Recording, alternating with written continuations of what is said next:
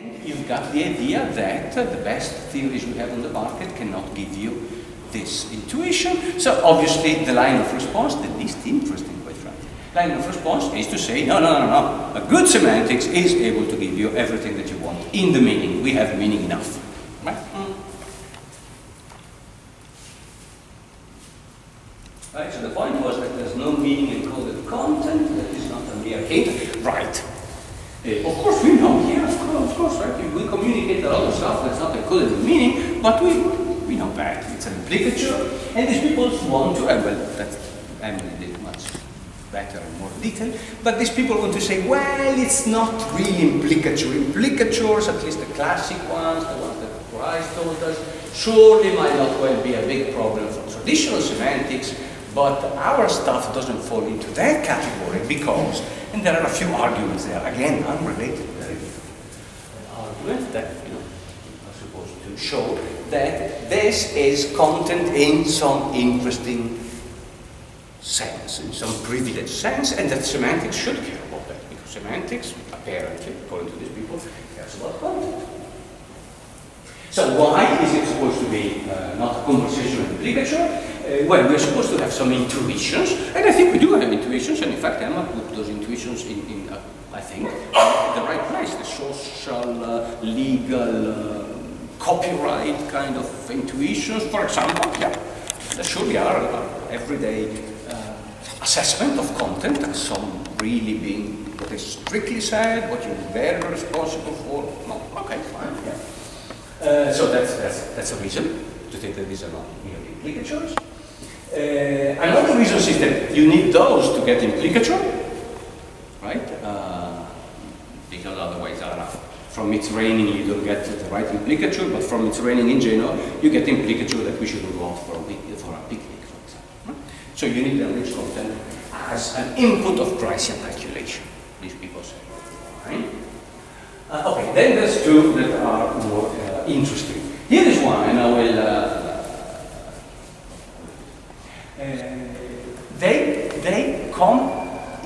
They can, I think that's the point, come into true attitude reports. So if I say it's raining, you can truly say Stefano said that it's raining in Genoa, or Stefano said that it's raining here, apparently, right?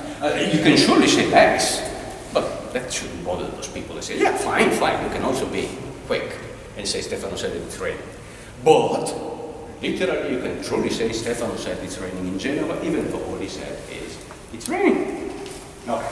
There is a lot of this stuff still, especially linguists, still use a lot of attitude reports as evidence. It doesn't smell good. We know what happened to the good old-fashioned appeal to attitude reports for the most traditional issue that I can remember in philosophy of language, which is, of course, the descriptivist theory of singular terms. And I'm thinking about the Pripke's paper that completely debunked the Freudian idea that in order to deal for attitude reports, you need a sense. Right? Because you even have the same word, adereski, that does one thing or the other. So attitude reports, what's going to happen there? We are in an area where things are still unclear, says Kripke. I think they're still unclear nowadays. And you can use them pretty much for anything you want. So don't use attitude reports. All right. I'll do this. And then there's the big one. They are semantically embedded within operators. So Emma gave us the example of an if-then with a conjunction at the beginning, right?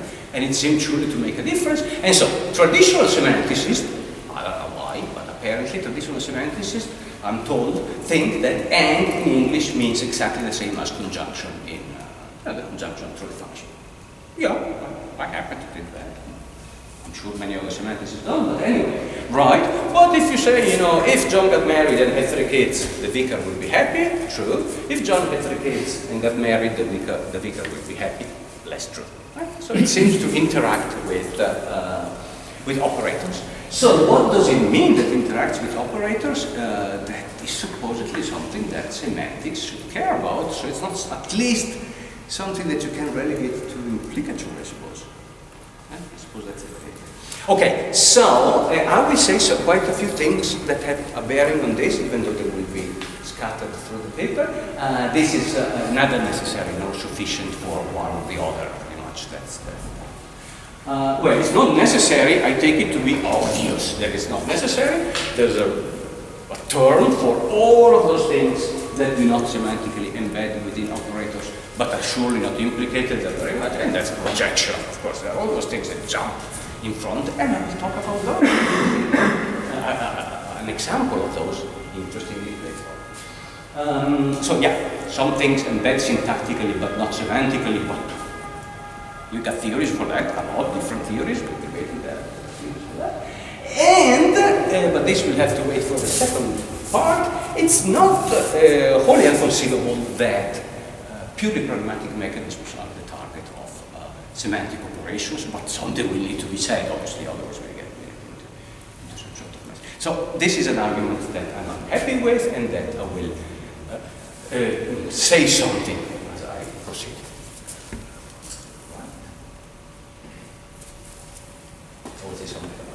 Okay, so the replies. This is again going back to the purely pedagogical mode. You know what it does. The replies are no, my semantics is good enough. Other people's semantics maybe not, but mine, some traditionalists say, is good enough because my semantics finds enough meaning, right? So it is all encoded in thing. Why? Well, the first one is that there's more to semantics than you hear. Fine, right? We have a lot of independent reasons, presumably good, that there are, I think, pretty damn good. So, but you know, but anyway, that there are traces and stuff that plays a role that never gets voiced, phonologically no. So yeah, happy with that. Of course, I would like to hear an argument. Jason Stanley has a lot of arguments for that, so people like them, some not. But yeah, these people say there is stuff for the location. But just a variable that needs to be assigned in a context, but so it's just plain old indexicality, pretty much, meaning encoded contextuality. Yeah, fine, we are not this. There's a similar thing which is not syntactically articulated, but it tinkers with the lexicon, right? No, green doesn't mean green, it means green for X, where X is indexically filled in for the purpose of context or something. So superficially green, biologically green, green in the way that matters for us now, and that sort of stuff. Okay. But there's another one that is something that I wanted to mention, because I mentioned before when Recanati toys with Austinian semantics. I think Austinian semantics is pretty much what we know as situation semantics, which to me sounds pretty semantics, pretty good stuff. Right. There's another thing that they shouldn't say, which is syntactic enrichment. He speaks very clearly about syntactic enrichment, and he says something that, I don't know, seems good enough. Sometimes we don't bother to spell out anything, but we have words in our mind, and words that you pick up. Right? It's a little bit what Stanley vaguely and temporarily called shorthand, but syntactic abbreviation, all of those things seem pretty fine, right? You go to England and you find on-the-spot abbreviations, non-lexicalized. Right? Loughborough is too long to write on the street sign, so you find Loughborough and an apostrophe. Right? That's an abbreviation. Okay? We all know how it's going to go on. Right? Exactly the same letters. You could do the same with a sentence, right? I just give you the beginning, right? Din sulla vetta, and you all know how it goes because it's a famous Italian poetry, della torre antica, right? That sort of stuff. Now, what's about syntactic enrichment? It's all very contextual, it's very interesting from the mindy point of view, but if you've got the word just because I didn't spell them out, you still get the word, and then you have a perfectly traditional logic. So you got a lot of contextuality, it's syntactic contextuality. So this bit shouldn't bother us, should bother them, if anything, because the risk is that all of your cases of under-articulations are cases of syntactic under-articulation. I think that's completely implausible, but I'm just saying this is an option. Okay? So they should stick to the cases in which what's missing is not a word, what's missing is an object. And the best of them, and Recanati in his good periods, he definitely does that, so it's fine. I'm just saying, All right.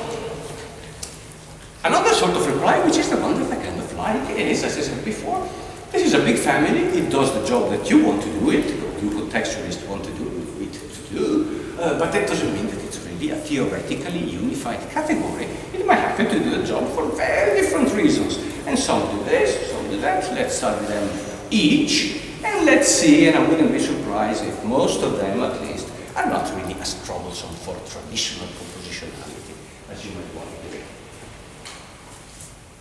I had a few little ideas on the Travis scenario. Okay, maybe they're right, pretty closely related to the Austinian semantics kind of thing. But yeah, just that. Right? So in a sense, silly paper, you just picked an example when there's the big debate. Yeah, but in another sense, it's like, well, let's do it. No? With a lot of silly papers, it might be better than just the big methodology with no particular constraints. So, yeah, so I just rehearsed a little bit what I say on the leaves. True or not? Well, it could be true, that's good enough. Could be true. Right, so John's weight doesn't bother me at all. It's like saying I am 8 years old, right? Wait a little bit and it becomes false. Yeah, in the morning John was 65 kilos and then he made a big lunch and now he's 66 kilos. What's mysterious about that? Nothing. And perhaps what I was trying to do is to say the same thing about the case of P as leaves. And if you want to put it in the situational thing, is, you know, what I'm comparing for truth assessment is not the world at large, it's a particular situation, and situations, you know, can be modeled by interest and so on. So yeah, I don't know, what's the bottom line out there, that there are some red leaves with some green on top. That's the end of the story. Okay, so are they green or not? Well, you know, you can put yourself in a world in which the leaves really are green because you don't care about what's underneath. Or you can put yourself in a world in which, right, and you assess it depending on. So what's contextual is really the choice of the possible world that you're comparing things with, and not the content of the thing. The content is just that the leaves are green. There are different ways of being green. Fine. You do not need to go and scratch or repaint in order to change things. You might just change interest. Yeah, it's a little bit hermeneutic, but so what? Perhaps. Good enough. Okay. Now, to pursue this strategy, which so far it's just, you know, a little thing. But I just came up with this because I saw a TV program by this guy called David Gorman. You know, he was making jokes about this and I thought. So my point here is with the particular symptom of this, it's a generalizable, is the off, the recanati off, right? John's car, John's car can be the car that Jones owns, the car that Jones bet on, the car that Jones blah, blah, blah. Anything, he says, literally, anything can be expressed. Oh, perhaps I'll take anything. But anyway, a whole lot of stuff. Yeah, but that's not linguistic. It's got nothing to do with the genitive. And so I'm giving you just a little bit as a joke, a non-linguistic example. It's got pictures, so if you think that pictures are linguistic items, they're obviously not. If you think that pictures are linguistic items, then just imagine yourself putting the actual animal rather than the picture of animal, right? Couldn't bring dogs and bees, so I had to do it with the pictures. But here it is. 3 items containing food, animal consumption directed objects, right? And so you can't see very well, but you got a beef with a picture of a cow, you got a jar of honey with a picture of a bee, and you got a can of dog food with a picture of a dog. So of course the relationship of the first one is the thing in the box is made of this animal. The second one is not. You don't get a box of bees. You get a box of honey. So, no, the relationship is different. The content of this jar is the thing that this animal makes, not the actual flesh of the animal. In the third one, you don't find bits of dog in it, and you don't find dog milk. I suppose that's the only thing that some food with dog milk. You find food that is for the dog. Right? So you have different relations. Yes, of course, that's life. That's the world. We try to do things and we're all smart enough to pick it up. Nothing to do with anything linguistic about it. In one case, you have the relations to position. In the other case, it's origin, I suppose. In the third is intended customer, consumer. Sorry. Yes, there is a theory for all of this, and it is called common sense, right? This is what pragmatics is supposed to do. It's a theory of common sense, right? And anything could do. It's not a theory. It's a theory of the mind. It's a theory of what works. It's not a theory, right? And so you get out of context things, right? What's Foster Farms going to make? Eggs, chicken meat, or food for chicken? I don't know. I gotta get in context, right? Depending on what aisle it is, depending on how it sounds, I make guesses, and I can get it wrong, unlikely, but right? So there's nothing linguistic, and I suppose pretty much the case here is single. The world changes just because our interests change. Yeah. Okay. Does it matter?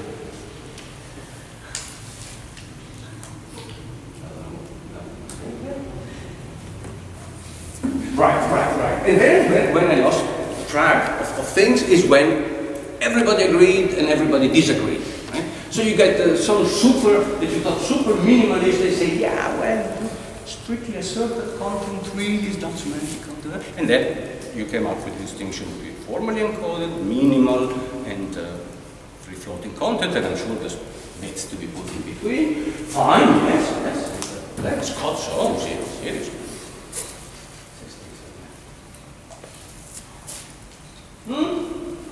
And then you get the thing, okay, but the challenge that we discussed, that Emma discussed, and I said a few things about this content doesn't do anything.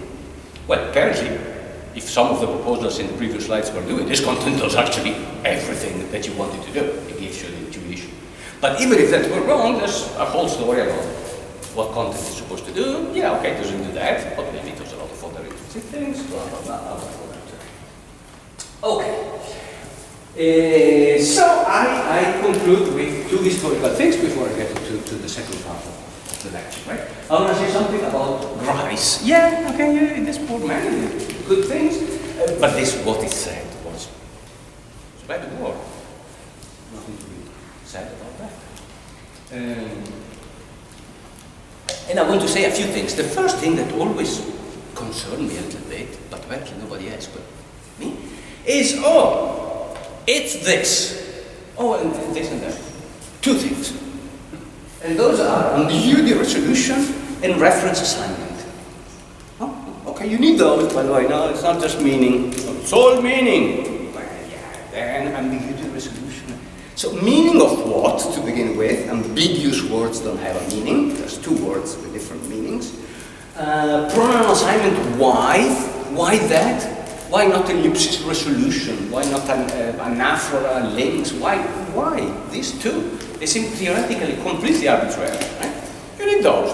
Well, let's talk about that. And this is, in fact, a point that is a little bit contextualist, right? You can sneak it in.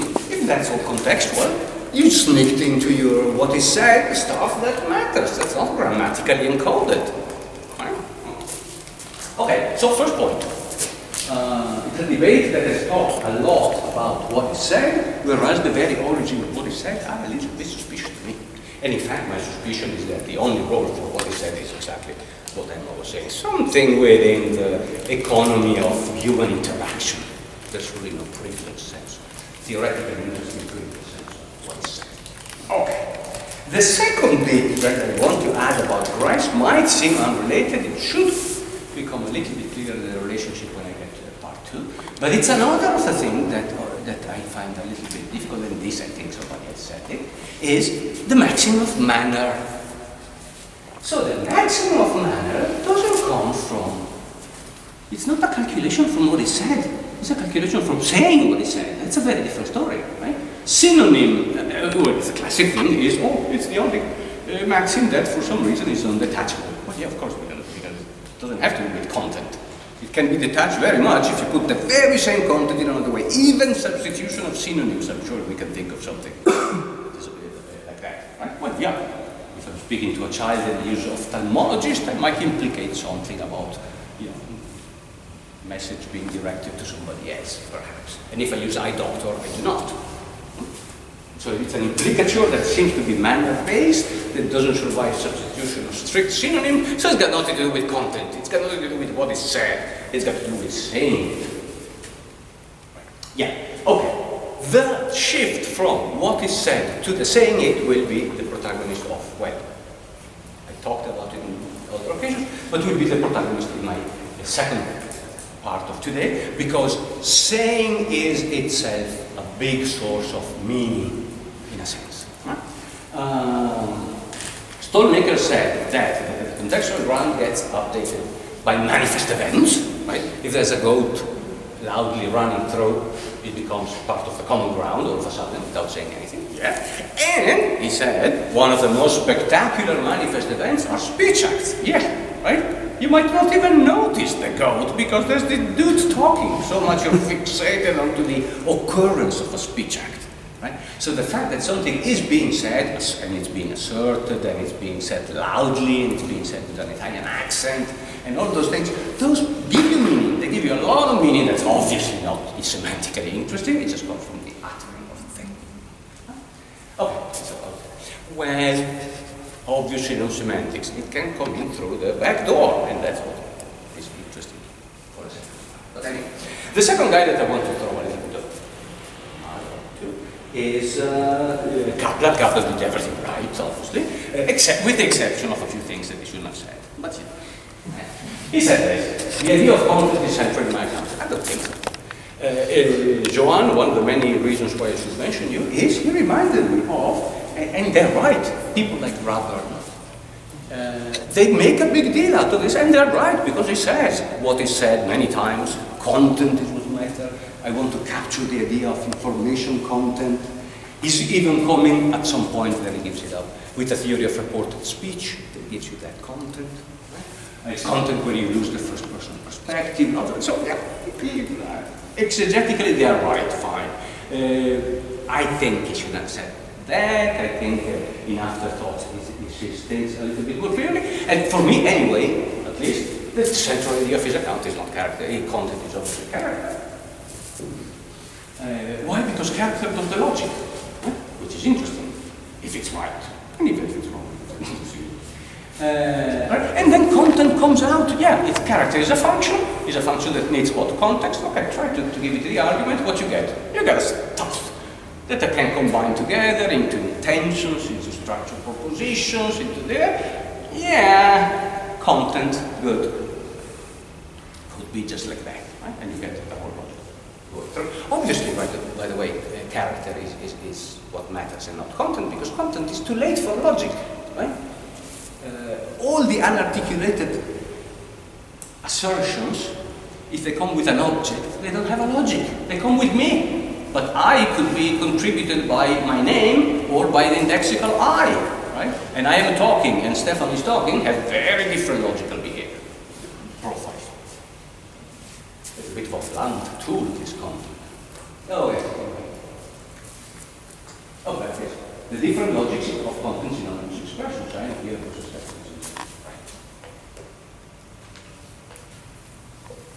anyway, these are just. Now I want to talk about the other thing. So I left people being worried with too little meaning. I didn't give the argument, right? It was just an overview. But you got from the spirit that I am bothered very much, I think.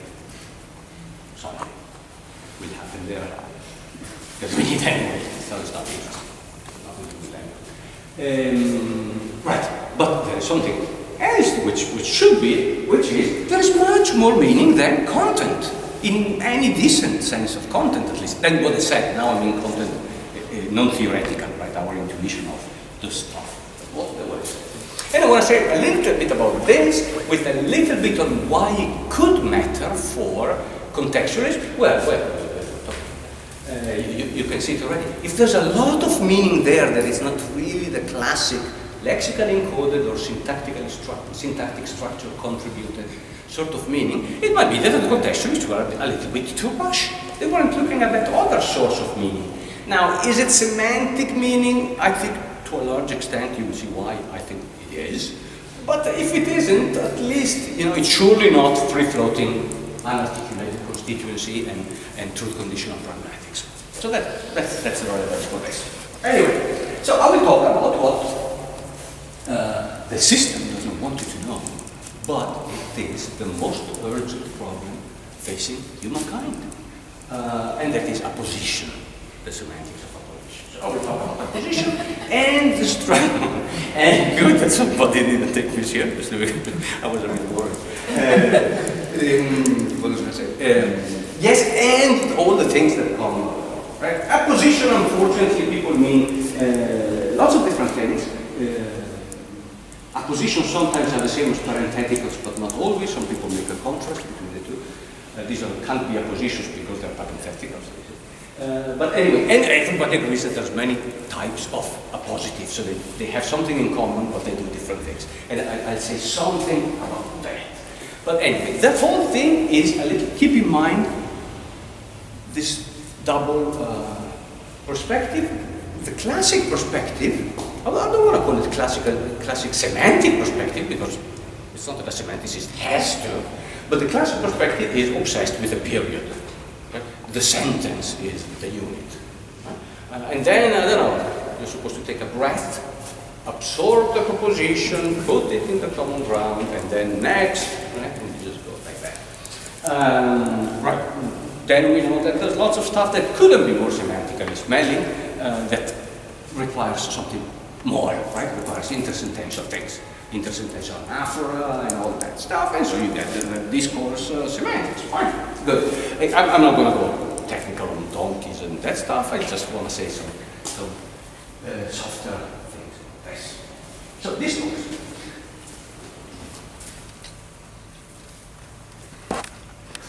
Right. Oh, by the way, yeah, that's the marketplace, right? The marketplace. You don't go to the marketplace, utter it's raining, then quietly go home. Right? Or if you do, it's not just a sentence, it's part of. Right? So yes, that's where you get intuitions of content from discourse. Right? That's what communication is. And discourse has interesting stuff out there. Now, some of it you might think, but contextualists will be very happy with this. Fine. You will see later what are the bits that are interesting for me. Right? I'm not directly criticizing the contextualist here. I'm just saying, you could find something there that's more interesting than your vague allusion to. Right. Here is something. Now, I was talking with you during the break about this. I changed it a bit. The original example that you remember was better. I changed it and I had to cheat a little bit with the tense, perhaps, or aspect of the verb. But I wanted to have the same sentence twice. So John got nearer to the edge, he got pushed, and there's supposed to be, so the period here really encodes contextually, yes, it's not the lexical meaning of the period, I grant you, or if you prefer the blank, the thing that separates. Encodes a relationship that is different from the same sequence of sentences in the second discourse. In the first one is what some people call narration, right? John got near to the edge, he got pushed, he fell down, and he died. Right? Same thing. And the second one is not like that. John got near to the edge, he got pushed. Bill was trying to push him off the edge. Right? Something like this. It's not. It's an explanation. So the temporal relation is different. That's why really sometimes a different past tense. He had been pushed, stuff like that. Would have worked better. Yeah. Grammatically encoded discourse relation. The sequence of tenses is super important for this. So, perhaps even the grammar cares about these things. But anyway, there seems to be meaning there. In the period and the space, if you want to. In the gap between, mind the gap, and in the gap between the two sentences there is meaning. Now, perhaps this meaning is not grammatically encoded, even though I said the tenses do some work, not in my ugly example, but in the proper example. But that's from that, that's not my end point. Right. So, there are meaningful discursive relationships which are not encoded grammatically within the sentence. Some we see are. So what encodes them? The sentence bit was a bit inaccurate. You see why. They do get encoded as part of a sentence. The point is that what does the signal of the encoding, what is the bearer of meaning, is not part of the lexicon. So if you want to be strict, yes, traditional semanticists are wrong. content does not derive from lexicon plus syntax. Well, okay, if by the lexicon you mean the dictionary, surely in the dictionary you do not find meanings for the period, for the gap, or for the comma. Right? And surely you do not find meanings for the most meaningful thing of all, which is intonation. Intonation has an enormous range of even truth condition. Oh, I hear it, don't just write it down. We should have YouTube papers. And here, okay, here is, you all know this, but right, when intonation makes a truth conditional difference. I only take John to the movies, and I only take John to the movies. And one can be true, the other can be false in exactly the same circumstance. And the difference is not lexically encoded, it's a difference in intonation. So here and here, right? This is an aside. Right? I go back to when intonation and other things, which I call paratextual, do not just this, but encode those discourse relations, which are meaningful and contentful relations. You get stuff out of it. To repeat for the 5th time, I'm not saying you get all the stuff that the contextualist wants. I can't imagine a comma that gives me in London for it is raining. Fine, but still, this is stuff. This is good stuff. It's a source of meaning that should be studied, and that is being studied. Yes, but should be studied even more. So it's a bit of an ad. When you have free time, study this and send me emails and tell me how it works. Right. Okay, so now this is a little bit of a joke. I will do it a bit fast because I'm a bit embarrassed by the slightly casual formalist, but just to give you you know the story, right? The classic compositionality, I think he calls it, the best calls it strong compositionality, is the content of a complex, right? The structure S and those things at the context C is a function of the content of the components. What function? A function that depends on S. Yeah. So the content of the whole is a function of the content of the part taken at the context. Right? According to Westerstone, this is what the contextualists do. Look at this. The content of the whole is a function of the content of the element at the context, plus some other bits that the context might give you. That's in London for the record. Well, okay, whatever. I'm not going to talk about this. What I'm going to talk about this is my parody of this, right? Too much meaning compositionality. The content of a complex expression of this form is a function of the content of only a few of those expressions that occur in it. Some other things are out of the content record. Yeah, some things are of semantic significance, but off the content record. I take it as a fundamental lesson. This is weird. I'm quoting. I take it as the fundamental lesson of direct reference that there are matters of semantic significance that do not appear in content. Right? So this is Kaplan's demonstrative. Right? So this is kind of a little bit interesting there. And so he doesn't go anywhere with this. He just drops it there. It was a good thing to drop it there. Okay, so let's go back finally to the topic. Position, discourse relation, and stuff that gets encoded not by the lexicon but by intonation. And incidentally, I don't know if I mentioned it here, in written English by punctuation. So let me say a little bit about punctuation. Punctuation has a bad reputation in linguistics because, of course, linguistics is supposed to be a branch of psychology, and the humans have a vocal and a gestural apparatus, but writing is a cultural product, so of course it's out of the picture. We don't care about it. Right? Spell out gets you the phonological form that is either sound or sign language, but not writing. Okay. Perhaps, yes. After a while that it's cultural, it might not be natural, but it's still of some interest for people interested in language, if you don't want to call it linguistic, right? If you got the monopoly on this. So, yeah, I think there can be an interest in linguistics of punctuation, and there is a book, in fact, called The Linguistics of Punctuation, which I very strongly recommend to read, which is Jeff Number.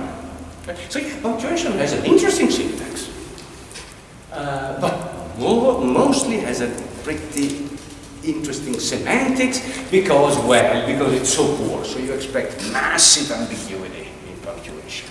And yes, you know, the period at the end of a sentence is surely not the period that I put between 2, 3 in English, right? You put a period. Or in Italian, you put it before the thousands. Okay. Completely unpredictable. Okay. So,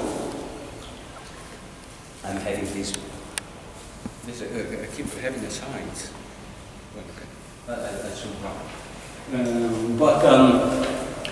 I gave a talk on quotation, on pure quotation, the Jesus quotation. And Recanati was there, of course. He's everywhere. And he said, well, it's a problem for your account because, you know, if then you start looking at mixed quotation and other forms of quotation, according to your account, then quotation marks would be ambiguous. Like, yeah, very much. Right? Obviously they're ambiguous, right? So sometimes they even use as italics, fresh fish. Right?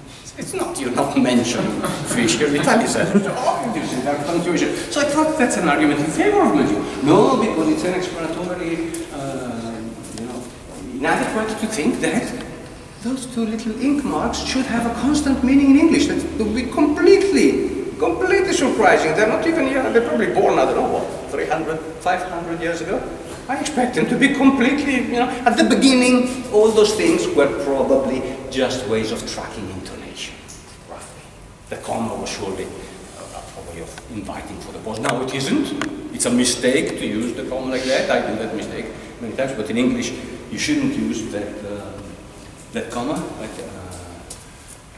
normal people, comma, student, comma, and other individuals, comma, went to the party. I would put a comma because I put a pause, but you shouldn't put a comma. It's not nice. Manuals of style don't like the comma there, and they should. You shouldn't put a comma because it's right before the door. Okay, anyway, nothing to do with this, but now you see some interesting commas here. Weak opulence, okay, I'm slowly moving towards strong opulence, but opulence, remember, is this lots of meaning that's there that you don't find in words or in syntactic structure where I'm cheating here. It's syntactic structure, obviously, elicited by those comma intonation kind of business, so yeah. Appositions, right? So these are asides. And of course, the person that we all thinking about is Chris Potts. Many people dislike some things in Potts' theory, but as far as this talk goes, we can take everything he says for good. But, well, I should say something, because Potts is a static theory. Right? It's a theory of sentences with the common intonation, so sometimes there are sentences with a rich parsing, but it's one sentence, and so you're going to have two meaning dimensions, exactly to take care of this extra meaning, roughly.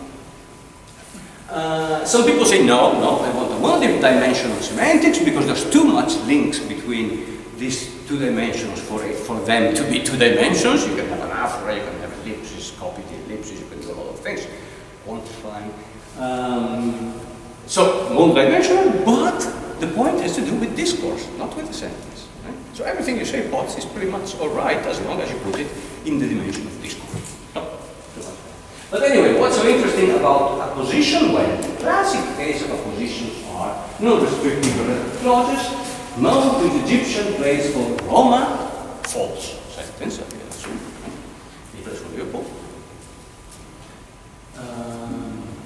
Right, so we have some intuitions. Right? For example, you do not, if you disagree with this, as you should, you can say no. Right? Mo who's Egyptian place for Rome. Mo, who plays for Roma, is Egyptian. There's this sort of, true. The main thing you said is true. He is Egyptian, but he doesn't play for Rome. So I don't want to say yes. I can't even say no, because you will see what happens. And so you have the classical channel called the wait-a-minute test, right? That we use a lot in those kind of multi-proposition scenarios. I don't know. Okay, so anyway, what's interesting for me is that the commas have a very important semantic role, of course. You know the difference between the teachers who were underpaid went on strike as opposed to the teachers, who were underpaid, went on strike.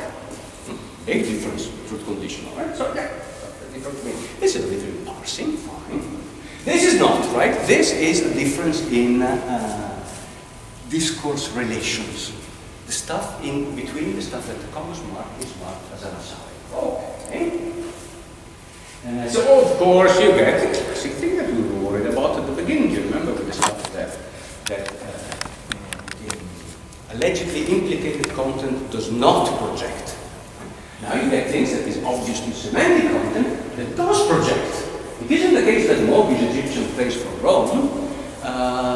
That's true. It isn't the case that Mo, who is Moroccan, plays for Rome. That's true, right? So the relative jumps out. Right? If Mo, who plays for Roma, blah blah blah, the fact that Mo plays for Roma is not conditional, right? It's asserted, jumps from the play. You know. Okay. Right, and then most people think, maybe that's not what matters. In fact, some people even think something stronger. Some people think that the whole projection is not a sentential phenomenon, but as a question of scope, but it's a question of discourse. And so they think that the question is that these things project, you can't deny them, for example, or conditionalize them, because they enter the common ground a little bit differently. You sneak them in. Right? Mo, who's Egyptian, plays for Rome, right? And in the meantime, you got stuck with the Egyptian and you keep having it unless you really wanted to contest the common ground. It's like, wait a minute, I'm not gonna buy your little sneaky insinuation. Right? So yeah, fine. They don't address the question and the discussion, which is a technical term, and you get this stuff. Relations. So yeah, addressing the question and the discussion. Who plays in Serie A? Mo, who's Egyptian, plays for Roma. Good enough, as long as you know that Roma is in Serie A. Right? But this is not that good, right? Who's an African footballer? Mo, who's Egyptian, plays for Roma. This is fine. Mo, who plays for Roma, is an Egyptian. That's much better. Right? Because these things are not the thing that you put on the conversational record. It's a record that you use to move another thing. Fine. Okay, so yeah, now, I said something about all of this is content, right? It's there. Mo plays for Roma. Mo, who is an Egyptian. Nice, fully articulated content. It's just the meaningfulness of the comma is just a discursive relation, right? I was just giving you a nice, soft beginning before I get to even more contentful. Now, I said that a contentful, a source of content, source of content, is sometimes not the encoded content, uncontroversially for everybody, but the delivery of the content. So now this is what finally comes into the picture. So sometimes the problem with the marketplace is that we actually speak and do things. We are there in the marketplace. We gain a lot of meaning from that. We come home with this huge baggage of meaning and we think, oh, now semantics ought to explain this. Right? That's the marketplace methodology. And the point is that there is at least a lot of meaning that comes not from what is encoded in the sentence, but from the encoding of the sentence. Right? Now I'm giving you a few examples of that. Because the examples are not only of this sort of meaning, but this sort of meaning that it becomes, in a sense, that comes in from the semantic vector. Because sometimes, so here you go, right? The classic example is, John spoke like that. Obviously you get, or even without a demonstrative. Right? I just want to mock a person, and so I produce something. Now, it's the production of the sound. There's nothing in the sentence that has to do with the pitch of John's speech. Right? These sort of things. Or things like, I never speak loudly. Right? Which is obviously, it's a pragmatic paradox, but it's not the semantic. It's the speaking that gives you the sort of meaning that then, right. Now, what I want to talk about is when this speaking becomes the object of some expression. Right? If sometimes the speaking is meaningful, it would be strange not to have expressions that address the speaking of the sentence, not the sentence itself, not the semantic content of the sentence. But this is a big source of meaning, right? You get expression, you get even not that does not address the semantic content of the sentence to which it is appended, but addresses something about the saying of the content of the sentence. Presumably, the most natural place to begin studying this is metalinguistic negation, but needn't be that. So the fact that what is negated is not what my semantic theory predicts to be negated, i.e. the official content, is absolutely unsurprising. It happens all the time. It happens in metalinguistic negation, yes, but it generalizes. It's not enough for you to show me, oh, your example doesn't pass the classic Horn's test of metalinguistic negation, so it's got to be something else. And there's more to the metalinguistic than the classic. These are not tomatoes, these are tomatoes. So, here are the things. Speech adverbs. Right? John spoke frankly versus frankly John spoke. Very different things. Right? What's the difference? Intonation. Well, in this case, it's in a sentential construction. You can even leave it at the end and just put the comma just to make it. John spoke frankly. Very different from John spoke frankly. Right? The frankly doesn't address anything in the content. It qualifies, but it doesn't qualify the content of John speaking. It qualifies my saying that John was speaking or John was doing well. Okay. Biscuit conditionals. Right? There are biscuits in the jar if you want any. Well, you could have a straight reading, truth conditional if, then, I suppose, that attributes magic powers to you, right? As soon as you want them, they go on. But that's not the obvious reading, right? The obvious reading is, what I'm conditionalizing is, I'm telling you this, I'm assuming this is relevant, that there are biscuits in the jar, as long as you want some, as long as you're interested, what's the time because I want to know, and all that sort of stuff. Right. Speaking-oriented adverbs, expressives, all things that occupy the dimension, right? The other dimension, the expressive dimension in pods, or if you're like me, a peculiar discursive niche, and we know what they are, right? Especially expressives. Nobody's talking about anything but expressives, how they project. So here are some examples. Between you and me, Mo is not going to win the golden boot, right? I'm not saying that Mo is not going to win between you and me. I'm telling you between me and you. Since you're asking Mo is going to win the golden boot, then I better not ask because I like Ronaldo, right?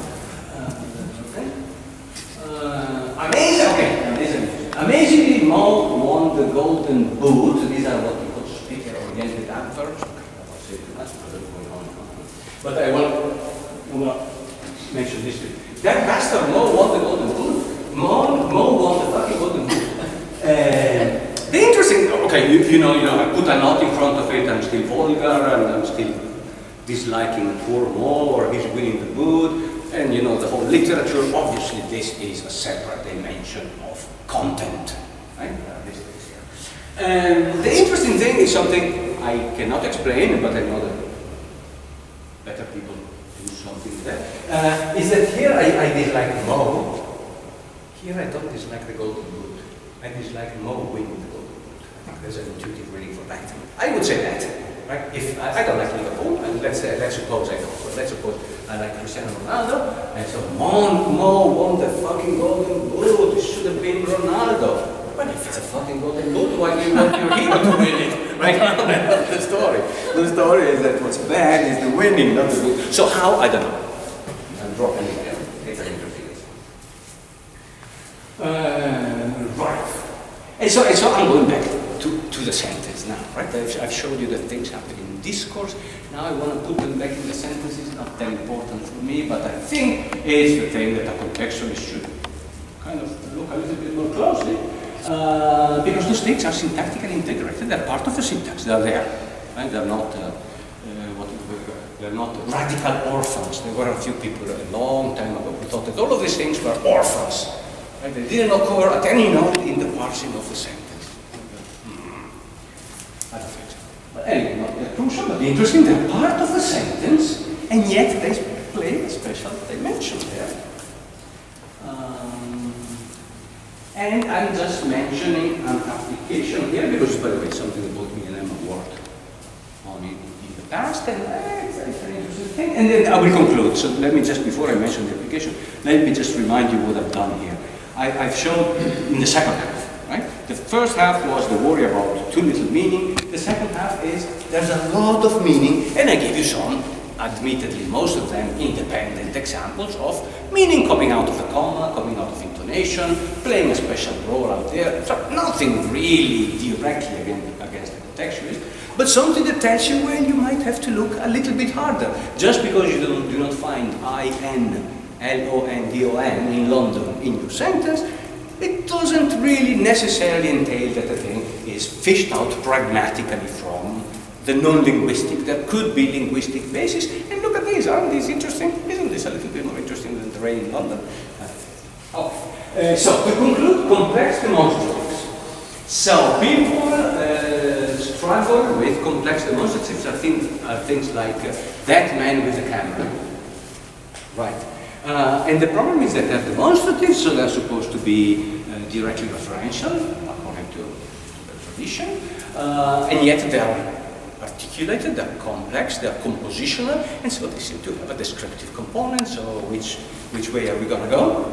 And a natural way to go is, and this is interesting, a natural way to go is what Emma, Nathan Salmon, Kaplan, I think, many times, at least 3 or 4 times in demonstrative, really says something like that. It's the complexity is off the record. It's not in content, right?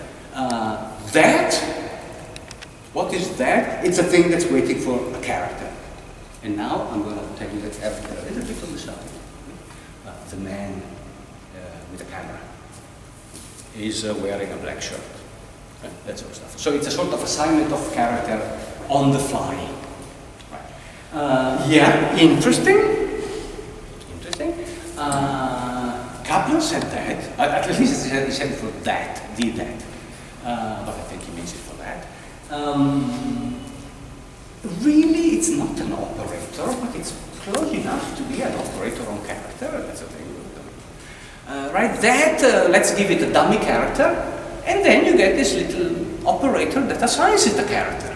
Right? The content generating parameters that you were telling me Robert was talking about. And so something surely should catch Kaplan's attention, because it doesn't like those things. There's something wrong there. Well, what's wrong is the monodimensional thing, and Deaver pulls a similar trick with a semantics, at the syntactic level. Right?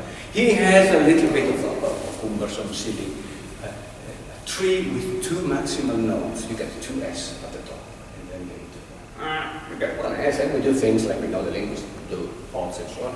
You do the thing, but this thing is marked at the semantic level as doing exactly what we wanted it to do, giving it a character, right? So it's a singular term, it's just a very friendly singular term, who's happy to get whatever character you supply it on the fly.